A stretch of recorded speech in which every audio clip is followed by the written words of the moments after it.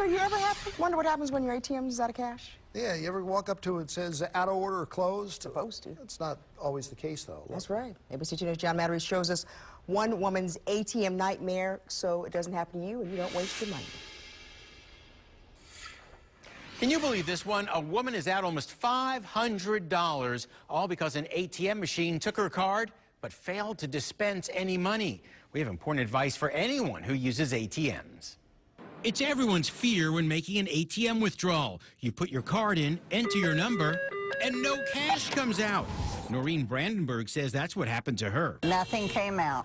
Noreen was using an out-of-network ATM when she says the machine malfunctioned. Got my card back and no money. But it deducted $480 from her account. It said I had $10 in the account, where I had almost $500. Now, fortunately, ATM failures are rare, but they do happen. So there are some things you can do to protect yourself.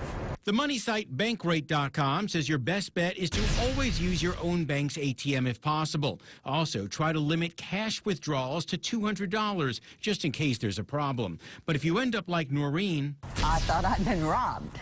1, take a cell phone photo of the ATM and any receipt. 2, do not try to use the ATM again. It may malfunction a second time. 3, call your bank immediately and file a claim. Then ask if they can give you a provisional credit. Put the money in your account temporarily until their investigation is complete.